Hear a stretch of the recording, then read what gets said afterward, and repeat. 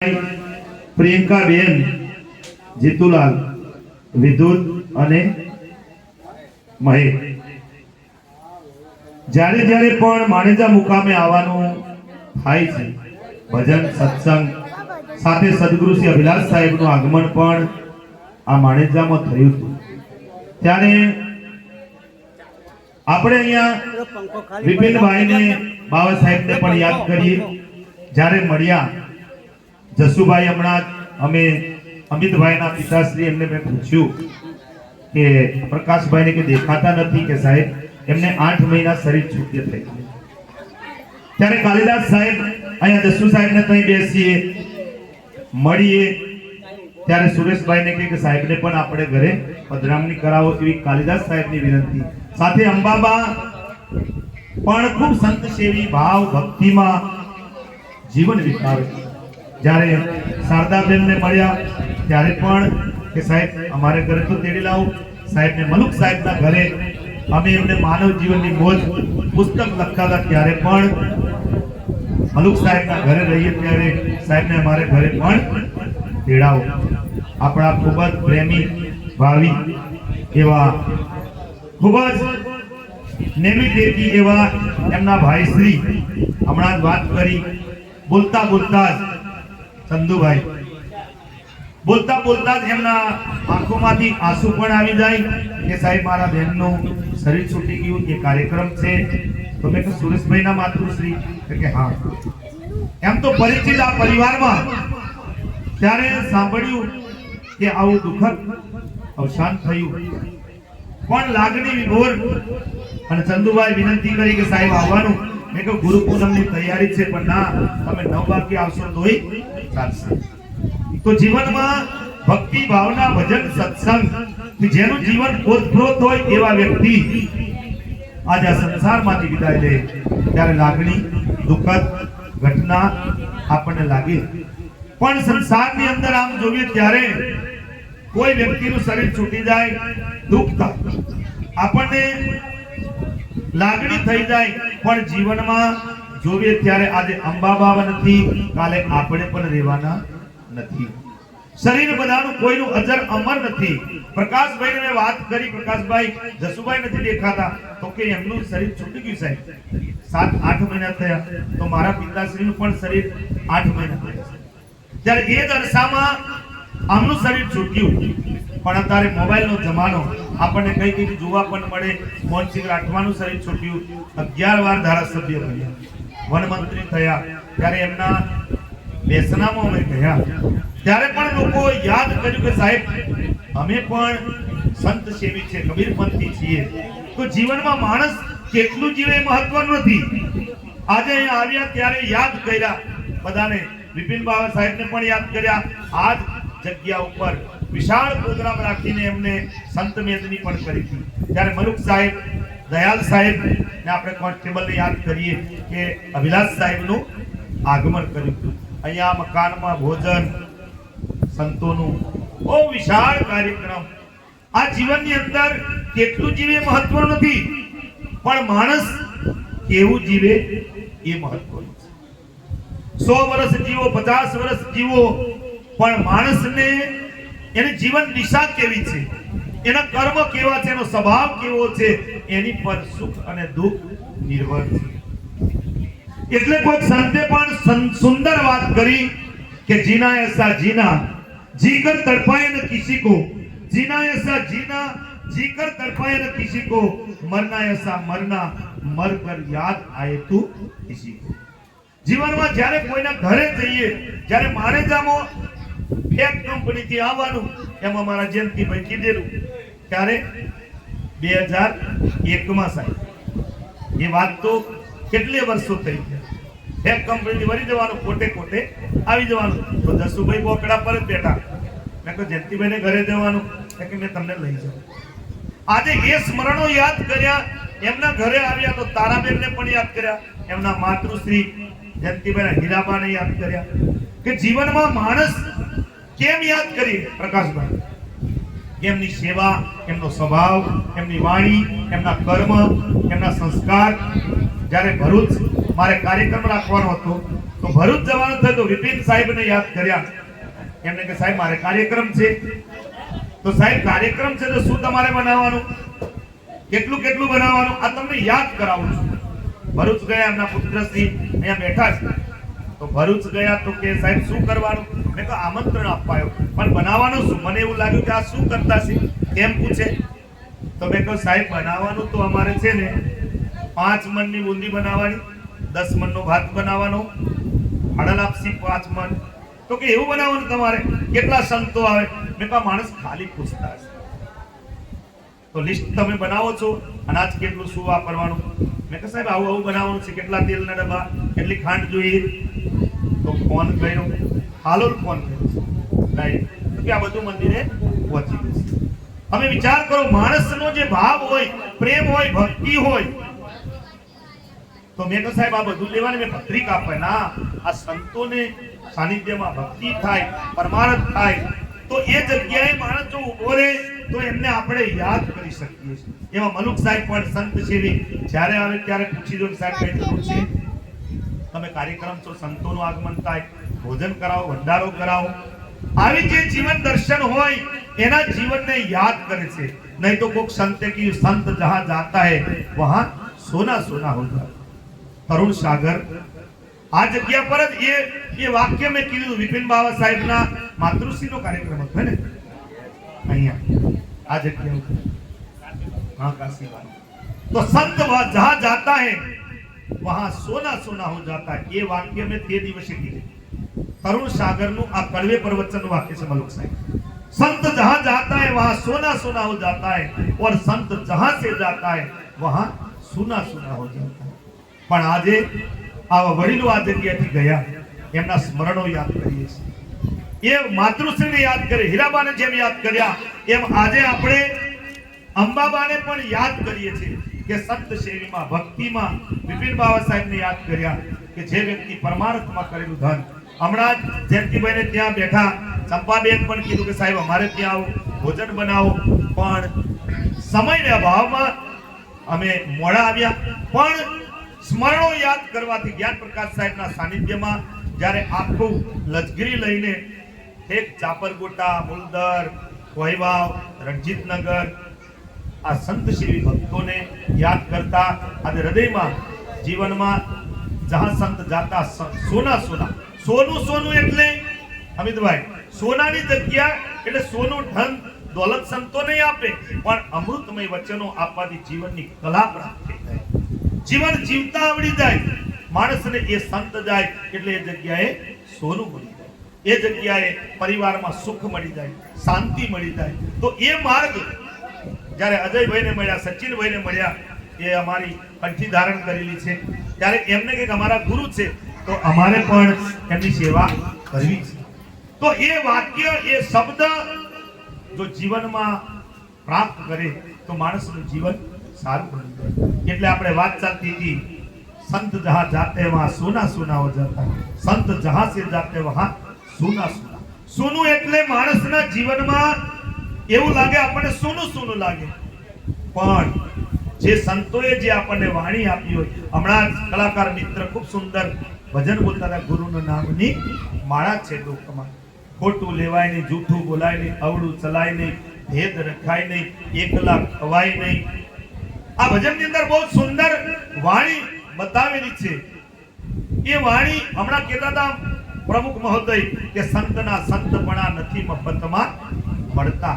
આ જીવન મફતમાં નથી મળ્યું, સંતનું પદ પણ મફતમાં નથી મળતું, મનુષ્યનો અવતાર પણ મફતમાં નથી મળતો. દયાલ સાહેબ કેમ કે સુકૃત કર્મ એવા કંઈક આપણે પૂર્વમાં કર્યા છે, સારી વાણી, સારો માહોલ બનાવ્યો છે.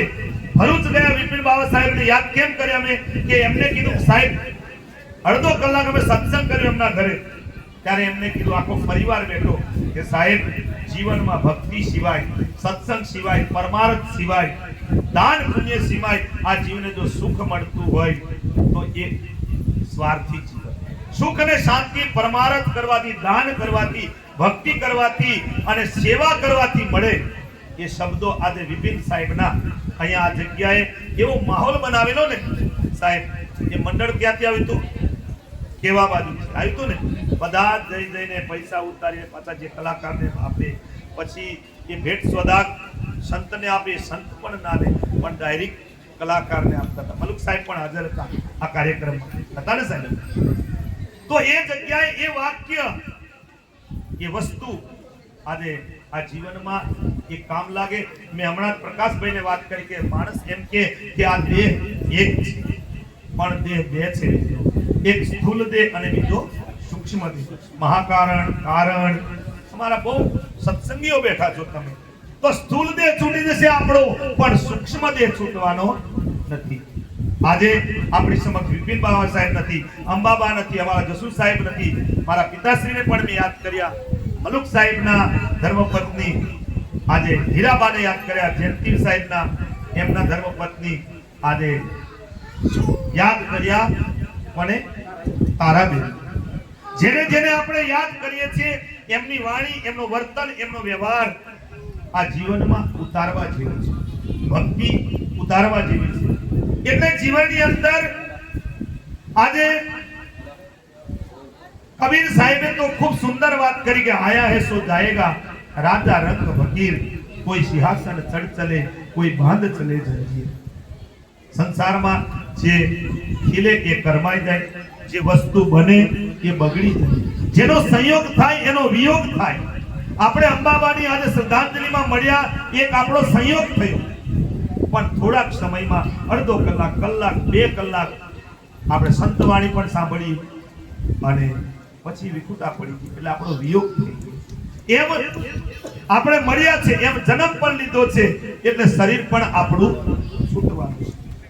પણ શાયરે કીધું કોઈ હસકે મરા, કોઈ રોકે મરા, કોઈ હસકે મરા, કોઈ રોકે મરા, બસર કર જિંદગી ઉસી ને પાય, કુછ રોકે મરા. સંસારમાં કોઈ હસી હસીને મરે, કોઈ રડી રડીને મરે.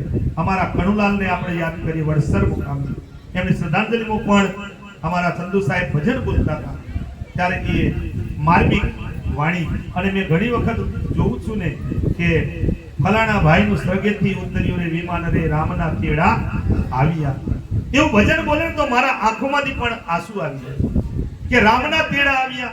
કેવી રીતે આવ્યા, કોણે તેડાવ્યા? ભાઈ પ્રારબ્ધ પૂરું થઈ જાય તો આ શરીર છૂટી જાય. આ જીવ છે કર્મને આધીન છે, પ્રારબ્ધને આધીન છે અને શરીર છૂટી જાય. પણ આપણું જીવન છે, વર્તમાન આપણા હાથમાં છે. વર્તમાનમાં જેવા કર્મ કરીએ, પ્રારબ્ધ પણ આપણે બનાવીએ. કર્મ 3 પ્રકારના: ક્રિયામણ કર્મ, સંચિત કર્મ અને પ્રારબ્ધ કર્મ. જો માણસ સવારથી ઉઠીને જે કર્મ કરે એને ક્રિયામણ કર્મ કહેવાય. નોકરી, ધંધો, ખેતી, વાડી, મહેનત, મજૂરી, સેવા, આ બધું કરો ક્રિયામાન કર્મ. પણ એ ક્રિયામાન કર્મ કરતા કરતા આપણી અંદર જમા થઈ જાય. કોઈનું ખોટું કરીએ એ જમા થઈ જાય, કોઈનું સારું કરીએ એ જમા થઈ જાય. અત્યારે યાદ કર્યા, જેને દાન પુણ્ય કર્યું, જેને ધર્મ કર્યું, જેને સેવા કરી, એવા હસ્તીઓને આપણે યાદ કરીએ છીએ. આજે વિચાર કરો તમે, સરદાર વલ્લભભાઈ પટેલને યાદ કરીએ તો સરદાર વલ્લભભાઈ પટેલ આખા દેશના ગૃહમંત્રી હતા.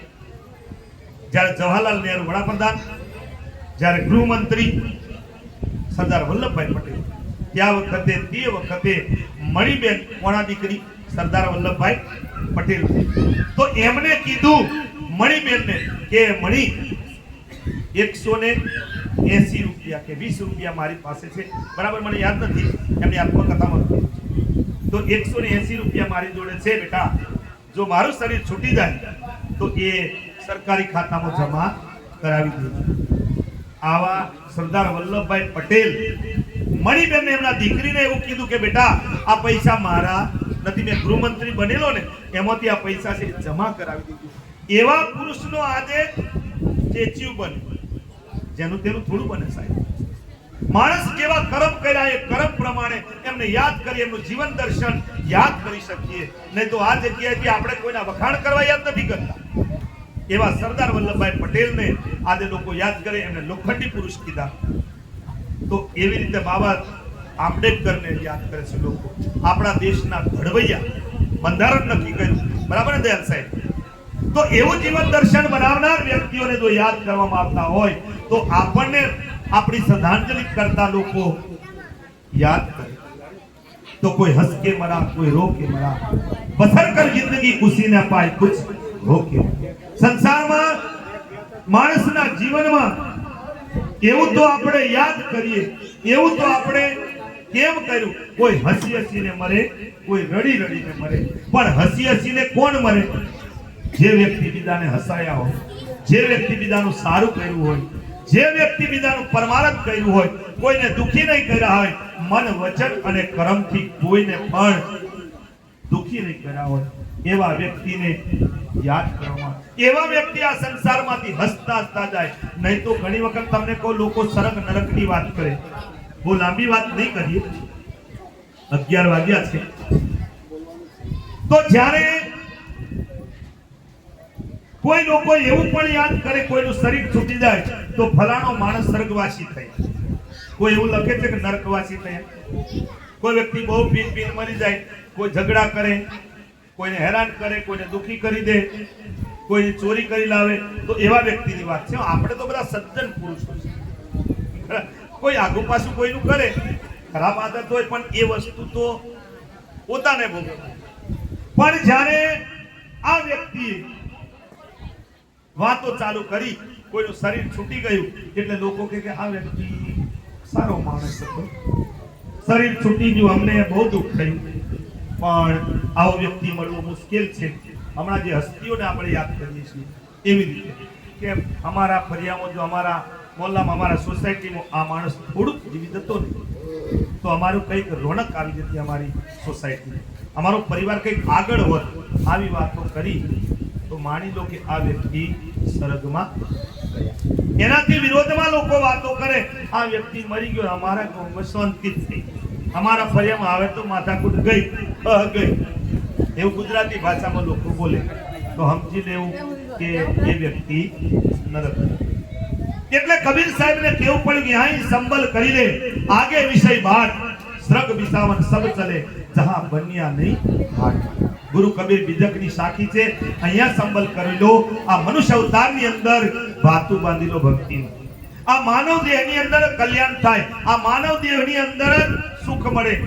બાકી બીજી ખાણીઓની અંદર કોઈ દુઃખ મળવાનું, સુખ મળવાનું નથી. એટલે કબીર સાહેબ બહુત બહુત દુઃખ દુઃખ કી ખાણી, તબ બચી હો જબ રામ હી જાણી. ત્યાં સંસારની અંદર આ ખાણીઓ બધી બધી દુઃખ દુઃખથી ભરેલી છે, પણ મનુષ્યનો અવતાર એક એવો છે. આ અવતારે કંઈક માણસ કંઈક એવા કર્મ કરી લે, આ અવતારે કંઈક માણસ પુણ્યનું ભાતું બાંધી લે, તો એ માણસ પોતાનું જીવન સાર્થક બનાવી દે. કોઈનું સારું નહીં કરીએ કોઈ વાંધો નહીં, પણ ખોટું કોઈનું કરવું નહીં. મેં ઘણી વખત કહું છું, એક્શન ટુ રિએક્શન, જેવી ક્રિયા તેવી પ્રતિક્રિયા. માણસ જેવી ક્રિયાઓ કરશે, સામેથી એને પ્રતિક્રિયા એવી મળવાની છે. એટલે કોઈને દુઃખી કરશો નહીં. જો બીજાને દુઃખી કરશું તો આપણે દુઃખી થવાના. આપણે આપણા મા બાપની સેવા કરશું તો આપણો પરિવાર આપણી સેવા કરશે. આપણે આપણા મા બાપને ગાળો બોલશું તો આપણો પરિવાર તો ગાળો શું બોલે, લાકડીથી મારશે. આપણે મા બાપને દુઃખી કરશો નહીં. એટલે ભજન છે ને, ઘણી વખત કલાકાર મિત્રોને યાદ કરાવીએ ભજન. મા બાપથી મોટું કોઈ દુનિયામાં કોઈ નથી, આજે પૂજાશે કાલે પૂજાશે, પૃથ્વી પર ભગવાન છે રે.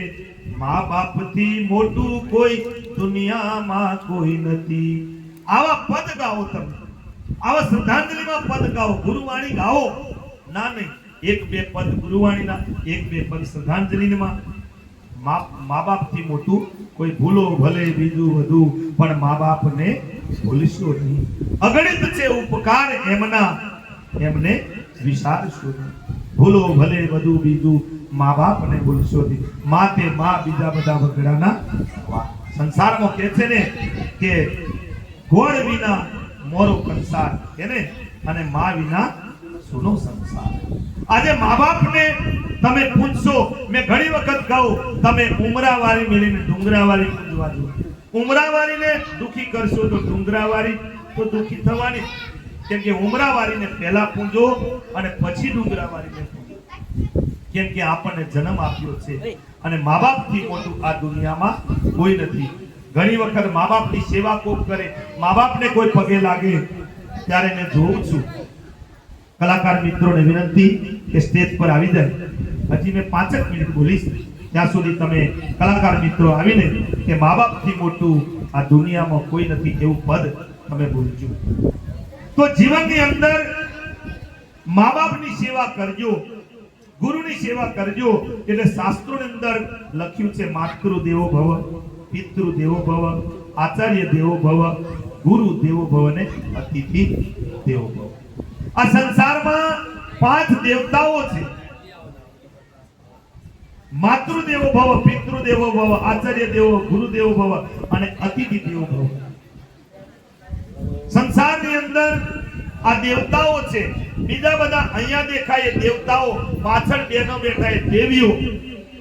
સંસારમાં કોઈ જગ્યાએ જો બીજી બધી જગ્યાએ જાઓ તો એ દેવતાઓની પ્રતિમા મળશે પણ સાક્ષાત દર્શન મળે નહીં. એટલે મા બાપની અંદર ભગવાનનું સ્વરૂપ છે.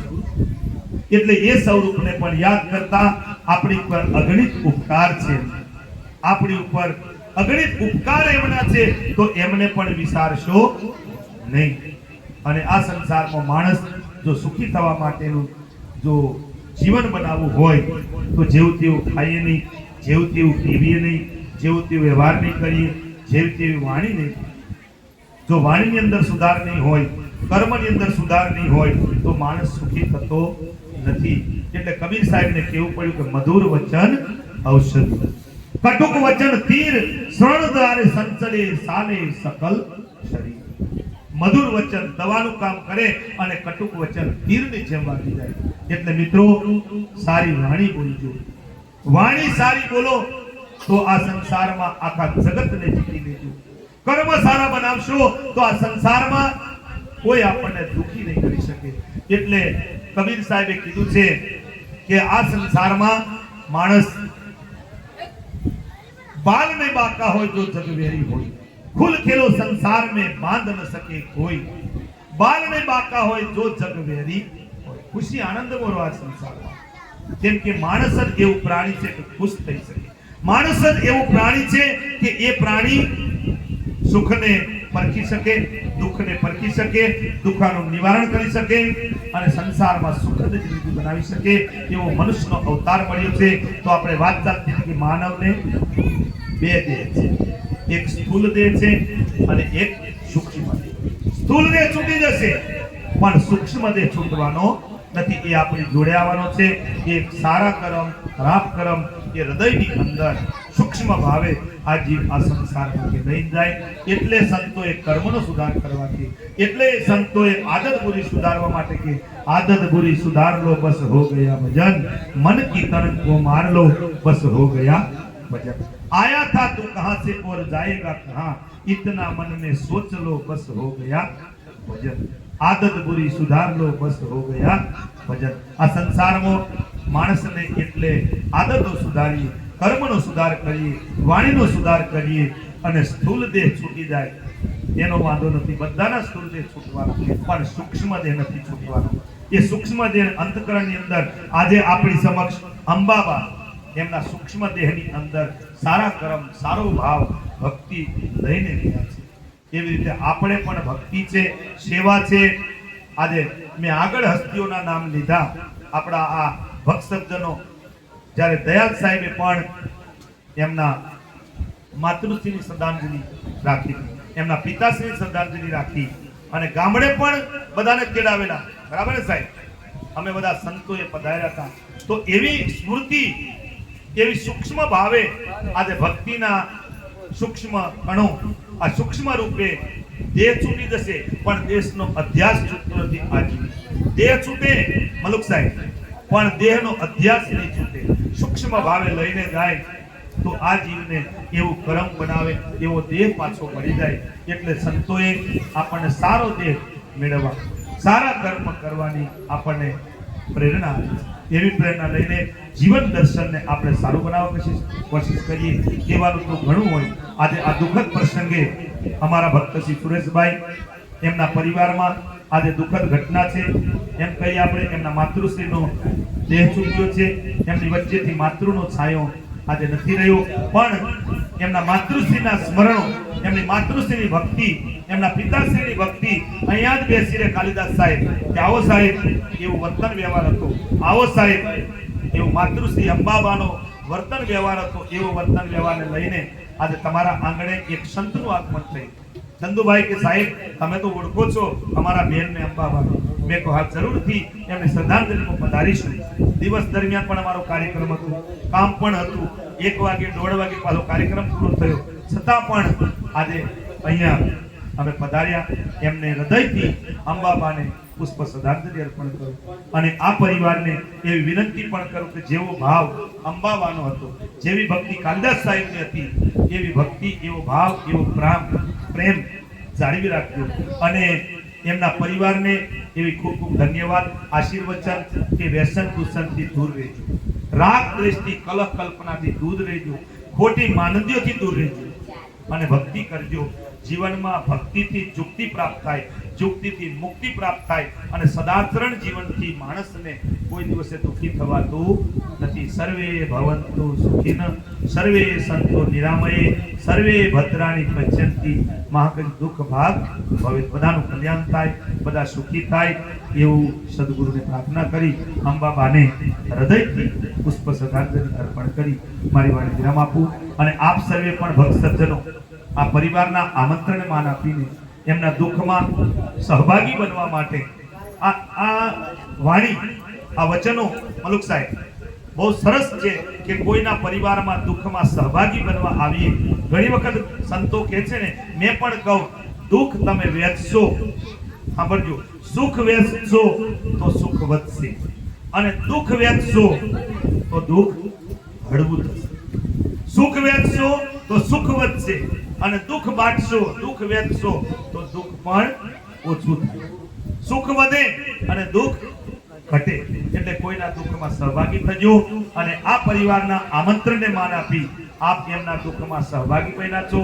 આ પરિવારને હૈયાધારણા આપી મારા તરફથી પણ હૈયાધારણા આશ્વાસન સદગુરુને પ્રાર્થના કરીએ કે આવા દિવ્ય આત્માને તમારા ચરણોમાં વાસ આપજો અને પરિવાર પર આવી પડેલા દુઃખને સહન કરવાની શક્તિ સદગુરુ પરમાત્મા આપજો. એટલી વાણી બોલીને મારી વાણી વિરામ આપું છું. બોલે શ્રી સદગુરુ દેવ.